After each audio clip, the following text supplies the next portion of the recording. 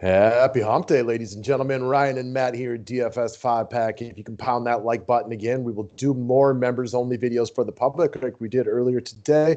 This will be a little bit more of our traditional video for those of you who don't have an hour to sit around and listen to us meander through the world of sports and just need a couple of top plays for the day. That's what we are here for. Subscribe to the station if you are new to it, and let's talk about the world of NBA, my friend. Yeah, and it seems like that world has changed since we made our first video, but such is life. And yeah, those two guys really do look a lot alike, man. I remember messaging you like last year, like because I was never a big Office guy, and then I looked it up, and I was like, wow, he's right. He's been right the whole time. I usually am. At least that's what I like to think. Maybe my friends and family wouldn't agree, but that's what I like to think. Yeah, fair. I didn't want you to be right. That's why I probably didn't look it up for like a couple of years. Yeah, guys. Before we hop into the picks of the day, again, we brought it up on the earlier video, but I want to give big shout outs to both Daniel Allen and Benjamin Keeling, two long-term DFS 5-Pack customers. Both guys with big GPP takedowns over the last 2 days, so congratulations to you guys. Ben, that is a big old win last night, so enjoy those dollars. And last night, 297 won the single entry, $100. I do not expect that to be the play today. He even got away with Jerome Robinson, who I posted later in the day that I was pivoting off of Robinson to the man when we got the starting lineups on that one. So, like, he even took down the single entry with Robinson in there being a big old snowflake. So you didn't need a lot yesterday. You did need Rudy Gobert, though. You did. Small forward in particular, were so weak. I mean, he got 28 combined from his small forward and power forward position. That'll be the lowest combined score from those two positions that takes down like a tournament all year, in my opinion. And tonight, 297 might not even cash. Well, we mentioned this last week when a friend of ours was on Twitter saying, like, you can't believe 330 doesn't cash in NBA anymore. And it's like, well, no, it usually does. It just happened to be a night where two chalk pieces, like both 10x. And like if that happened last night, like, I know Cousins went off, but a lot of guys didn't do anything. Last night was a difficult night for it to happen. But if a couple of those like John Wall and a couple other guys go off, the scores are raised, a lot. Amen to that one, guys. As far as 5-Pack promotions go, again, continue to pound that like button. $75 off lifetime purchases today. That is a big old discount for anybody who purchases the lifetime package. We have been onboarding lifetime customers to the new Discord channel today. That will be a feature that we will talk about more and more over the next week or so. Monthly customers, annual customers, MB only. We'll be reaching out to you guys over the next couple of days. If you are a long-term lifetime customer of the 5-Pack and you did not receive that email, please reach out separately. I didn't always do a superb job of 5 years ago of tracking all the lifetime customers. So reach out to me if you're watching this, and we will get you up and running. Subscribe to the station if you're new to it. Let's move into the top plays of the day. As far as cash game locks go, take a look at Boston Celtics point guard Kemba Walker, only 6,300. We know when things are up and running, he is more of like a $7,500 player for the Boston Celtics. He's projected early on today to be one of the bigger chalk plays of the day at the point guard position. He's really too cheap based on who he is. So he has been playing well the last couple of games. Obviously, he missed a big portion of the year, so they eased him in from a minutes perspective. He played 29 minutes 2 games ago and then flat out balled last game, which is part of the reason that Boston won that game by 4,783 points. And he didn't have to play bigger minutes because they won the game by over 8,000 points. Good matchup today with San Antonio. This is not your mom and dad's Spurs. They are now more of a defensive liability than they are a good defensive team. No real rim protection with LaMarcus Aldridge down there. Not a lot of great defensive players individual, a very young team. He's very affordable at 6,300. And I think this game is going to be close. Boston is the better team, but the game is in San Antonio. They're running out a full squad today. I expect this to be a competitive game. I do too. The only knocks against Kemba are the slate is massive, so there's a ton of good plays. And 2, all the big guns are back for Boston. So on any given day, any of those guys can be really good, but that's kind of minimized by the price tag. So I'm with you. He looks like a rock solid cash game lock. Guy you can certainly play in tournaments as well. Not a must, but wildly in play.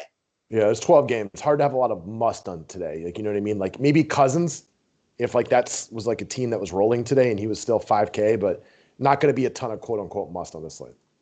There aren't any plays like Cousins. So you're right. Not today. Not as of yet. The day is young, my friend. The day is young. So let's move over to your GPP guy.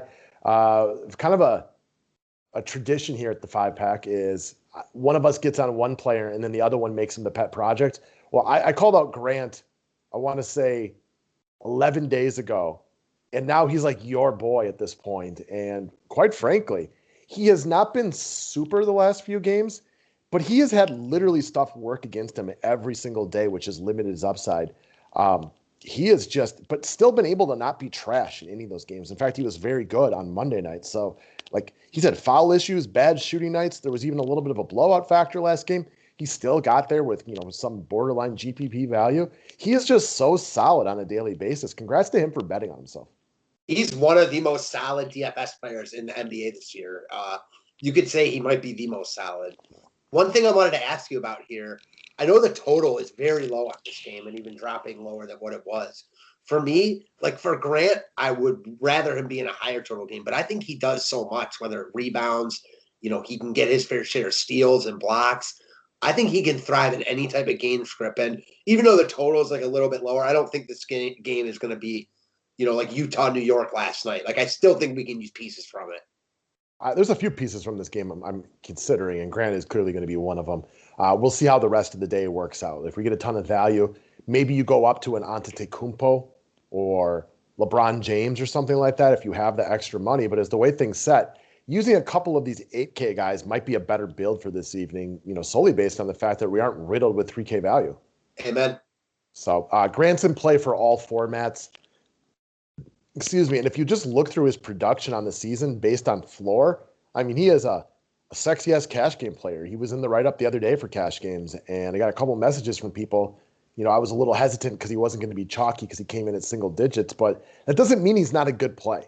You know what I mean? There are slates, especially ones with 12 games that, maybe a guy's not popular, but if you think he's a good play, just play him. People still are hesitant to pay 8K for Grant. Like, he's not going to be high-owned here. Granted, a lot of guys aren't going to be high-owned, but, like I wasn't buying it for a long time, and it's like one of those things that you're hesitant to buy in, but like once you do, you're fully in. I mean, once you start rostering him, he's one of the most fun rosters in the whole league right now. Well, it's really difficult for people to comprehend that a guy who has been traditionally like a 5K player for Denver and for Oklahoma City is now an 8K guy. But if you solely want to base things on what you've seen this season, he is priced right with upside because this is a game where you don't expect Detroit to get rolled. This is a very winnable game for both sides. And that's important because in both times, this is where a game where he could see a few extra minutes. Detroit's not going to the playoffs. They know it. I know it. Everybody listening to this knows it. But that doesn't mean they don't want to win a few games this year. These are NBA players who still have some pride, and it feels good when you get that dub next to your name. So look for better players like Jeremy Grant to potentially see, I don't know, an extra minute per quarter on average, maybe an extra 4 minutes in this game, which could be great for his potential upside. No doubt. All right, next up, cover boy, Jingly Joe Ingles. Big news drop since the members-only video that Donovan Mitchell, the number one gunner for the Utah Jazz, is going to be out tonight. So they are now going to have better plays across the board. Now, Dallas is not a quote-unquote crush spot. They do move at a little bit of a slower pace.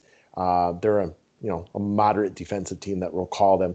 That being said, when you take Donovan Mitchell out of there, that's a lot of shots. That's a lot of minutes to be dispersed among a variety of players, the cheapest of which is Joe Ingles. And the guy on a day where we are not bombarded with good value. Let me ask you this, guys. Who's a better basketball player, Joe Ingles or Adel Nader? Yeah, it's definitely Joe Ingles. So I guess for me, my question is like with Utah as a whole, there's no doubt that Mitchell being out opens up a ton of shots because he takes a ton of shots. Their best player is now out. But they are so deep. I think it gets spread around so much that I could see all of them being fine, not must. That's a big reason I like Ingles the most is because he's the cheapest. I can also see all of them being like really good for their prices because Mitchell's out. I'm not sure. Like, what's your take on Utah tonight? Well, I think the guys who get the most obvious bump are going to be Joe Ingles, Mike Conley, and Jordan Clarkson. However, if you needed for me to make a prediction on who's starting tonight, I'm going to go with Joe Ingles. I think the most likely scenario is Clarkson remains the sixth man off the bench and that they slide, Conley stays in at the 1, and then they play Ingles, Bogdanovich, Royce O'Neal, and Rudy Gobert together. Now, it's not impossible that Clarkson moves into the starting lineup, but I really feel they found him more as like the prototypical like Lou Williams type of mold. And I think Ingles will slide into the starting lineup. I think he's secure for 25 to 30 minutes tonight. I think he plays some pseudo point guard / shooting guard / small forward, maybe even a little pseudo power forward. He does a little bit of everything. He is a wonderful passer. He is one of the better three-point shooters in the game. I just think he's in a nice play today for about 25 DK points. And on a day we are not bombarded with value, I would rather play him than a lot of like the crappy 3K players somebody might be looking at, because I actually know he's good at basketball. Yeah, and I agree wholeheartedly. And also, like, I want some Utah exposure because they're missing Mitchell. I don't want to like sell my soul on them. And again, Ingles is the cheapest. I mean, one of the top dollar for dollar plays on the slate right now. I like Conley a lot too, but the hard part there is Do you like him Mike more Conley than has not played a lot of back-to-backs. and So I like am concerned about them monitoring his minutes. They're similar to me. I okay. don't think that like Conley comes out and plays 40 minutes tonight, so I don't think he's going to get this major difference in what he does. They can still feed Bogdanovic. Royce O'Neal can still play offense. Clarkson could come in and take over. So I like Conley, but I want to think the most important thing about this is Conley is a point guard at a loaded position. Joe Ingles plays a weaker position at a lower price when we need value. So dollar for dollar, I prefer him. Agreed. So I think the position eligibility is absolutely gigantic today. Mm-hmm. All right, next up, let's move over to long shots. And I wanted to talk about somebody from this Brooklyn-Atlanta game, because as far as games with like monster potential, this game has monster potential. If this game starts with Trae Young and Hunter and Kyrie and Kevin Durant like knocking down threes and the shooters are hot, this has all the potential to be like 139 to 131, like monster game. Now, that doesn't mean that's the way it plays out. I can't guarantee, even though there's a lot of good outside shooters here, that they're making their outside shots. But I want to talk about a guy who was off to a really rough start to this season, but has played very well in 3 of his last 4 games, and that is the game Johnny Collins. So there was a lot made of him just not vibing with the rest of the team. And you and I even discussed at length about 10 days ago that we thought he might be out of his way on Atlanta. Well, since then, having watched a lot of Hawks games, he's really starting to flow with his new team. The chemistry with his teammates seems better. But the big news came out that Clint Capella has been downgraded to questionable. I know you personally don't like a downgrade to questionable during the day for guys. It tends to lead to them not playing very often. And knowing that they were still kind of easing Capella in to start the year, and even though that's gone away, I don't think it's impossible at all that he's out this game, which would move Collins down to a little bit more of that traditional 5 role. Well, what do we know about the Nets? They are not good defensively, and they are specifically terrible against big men, because DeAndre Jordan is a shell of what he was 5 or 6 years ago. We watched Bam Adebayo absolutely school the Nets over the past 2 outings. And even though Bam is, for me, a better player than John Collins, Collins owns a lot of that same upside when he's playing well. And without Capella, potentially without a couple other guys from Atlanta, I think Collins has himself a nice night today. If Capella plays, Collins' ownership will be almost 0%. I don't think anybody goes here.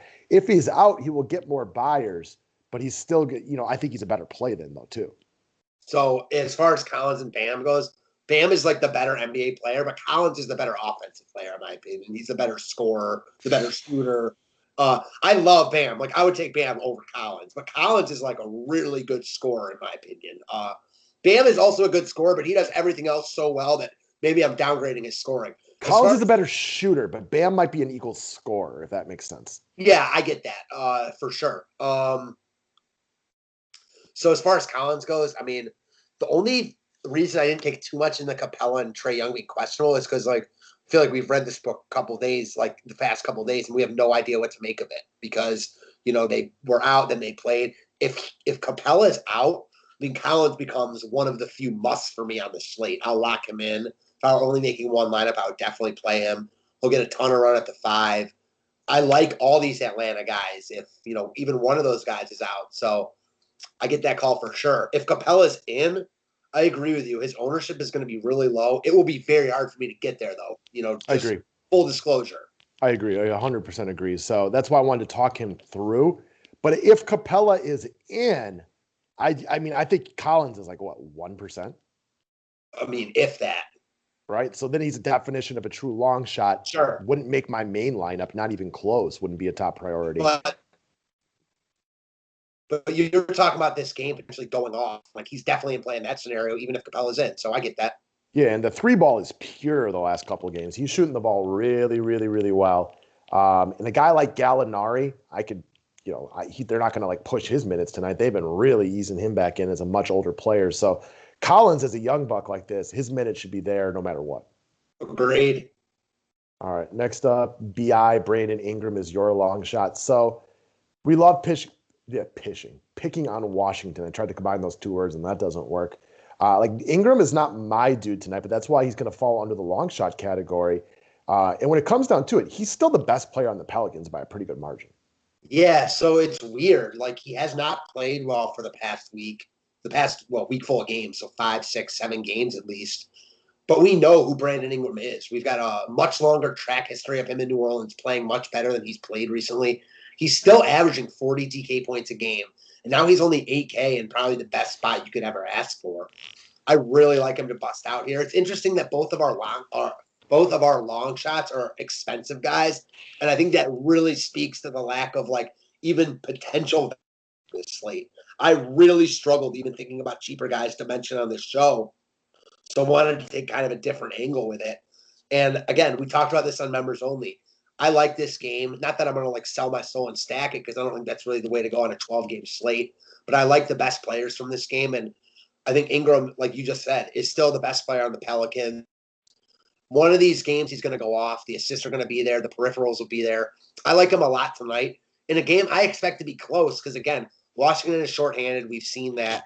But New Orleans is not blowing anyone out. I mean, they've won one game in their past like 9 or 10. So I'm not overly concerned with that. That can happen in any single game. I like Ingram a lot, and the upside's real if this game stays close. The other point is that I know you'll agree on. If New Orleans does roll here, I'm sure Ingram had a part in that. I mean, that was more of my bigger issue with him is that I think if he plays really, really well, I mean, the Washington can't stop anybody. And if New Orleans is playing really well offensively, I worry about Washington keeping up with them because outside of Bradley Beal, I mean, they might not even have Raul Neto tonight. They are hurting as far as bodies go. They're just not a very good basketball team. And I was listening to them talk about Beal going to a different team and where he should try to go. What do you think is the best fit for Bradley Beal if he were to potentially be on the move? The best fit for Bradley Beal would be, I mean, he'd fit anywhere. You know how I feel about Beal, so I'd like him basically anywhere. The number one best fit. That's a good question. I'm not sure. I don't have the exact answer. Kellerman and Stephen A were debating that today, and Kellerman went with the Bucks, which I would love, and Stephen A went with the Clippers, which, like you said, Beal would fit anywhere. I'm like, guys, can we get a little bit more realistic? Like, neither one of these teams has a first-round pick anytime soon. Like, how are they getting Bradley Beal? I also heard like Washington has no interest in dealing Beal, so it's only going to come from like if Beal wants out, which could happen. As far as like what team fit, man, that's a good one. Like, honestly, like as far as fit goes, like they don't need him, but he would fit damn well on the Lakers. Yeah, well, I was thinking Denver because if you could because as far as like what would help Washington, I like Michael Porter Jr., but he's not let's win a championship right now ready. Can you imagine a backcourt of Jamal Murray and Bradley Beal with Jokic distributing to those two guys? I think they become an immediate, like, realistic championship caliber type of team. Like, they're going to push the Lakers. I put him above the Clippers at that point. I like Michael Porter Jr., and he can be a building block for Washington because they're nowhere close. At least they're getting something. But, like, he can't play defense. Bradley Beal can play defense, and he's a more polished offensive player and more consistent than Michael Porter Jr. So I like that because I think Beal's an upgrade right now over Porter. But I don't think like him and Murray is like the most fantastic fit ever. Now, granted, like on the Lakers, I think Beal would just be basically a spot up 3-point shooter, kind of like he was earlier in his career. So you wouldn't get the full usage of Beal. But I think if they got Beal, I mean, you're talking like dynasty type team. I mean, they think they'd be really, really good. Well, the Lakers, yeah, I mean, the Lakers are the best team already. They have an embarrassment of riches to start with. But like that doesn't mean they shouldn't stop trying to get better. No, I just don't see what I know exactly when you start saying like Kuzma. Like I could see it. Yeah, I just don't know. Horton Tucker, Kuzma, picks. I mean, maybe from my own selfish perspective, I don't want to see Bradley Beal relegated to a spot-up shooter. That's fair. I mean, listen, I love Beal, and I don't want to see that either. But if he wanted to win a title, I think that would be the best place to go for sure. Well, that I stands do. for every human being in the world. Their best place to win a title is on the LA Lakers right now. I will say this though, like going from like an alternate, kind of perspective on it, there isn't a team that he goes to where I'm like, damn, they're better than the Lakers. Maybe the Clippers.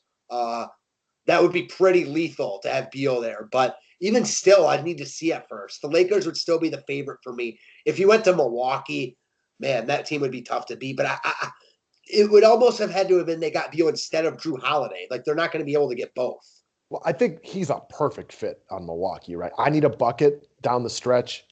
Like Bradley Beal for me is that dude. I think he's a star. He's playing on a terrible team. He'll play defense. He could spread the floor. My problem once again goes into the strategy of like, how does he end up on the Bucks? Like, what are they giving up? Because, like, one, if you're Washington, Chris Middleton is a good player, but like again, how much? I don't know. Like, how much of an upgrade is Bradley Beal over Chris Middleton? Like, what else are you giving up? Who are you all trading on Milwaukee to like really get better right now? I think he'd be a great addition. I just don't think we have the picks or the players that would make sense for Washington. You talk about, selfishness. He wouldn't want Beal to be like a spot up shooter. He wouldn't be that much more than that on Milwaukee with Giannis and Middleton and Drew Holiday. I mean, listen, like that's Giannis's team. All the other guys just stand around. And then it's Middleton. And I agree with you. Like Beal and Middleton would probably fight for the leftovers from Giannis. So he'd be more than what he would be in the Lakers, but like less than he would be basically anywhere else. Yeah, and there's no realistic path to this happening. It would have giving up these other guys. It would have really had to have been instead of Drew Holiday. I mean, yeah, like that's what it would have to have been. I don't know like the salary perspective or anything of that, but it's always fun to talk about. Yeah, Milwaukee just doesn't have the pieces. We traded our first round picks, which are borderline useless to begin with. You know what I mean? When you're picking at the end of the first round, like these weren't worth that much to begin with, and they're gone. So like, where are we getting where are we getting Bradley Beal from? I see no path to that being realistic. As much as I would love it. Great. I would really, really love it. Yeah, I'm sure you would. All right, guys, that's what we got for today. Don't forget to pound that like button. Membership's available through the website. Day pass is $5. Lifetime, $75 off today. Monthly memberships, very, very affordable. Let's continue to rock this NBA thing. Discord is starting to be up and running for the lifetime customers, and we'll be getting to the rest of you guys over the next few days. Thanks, guys.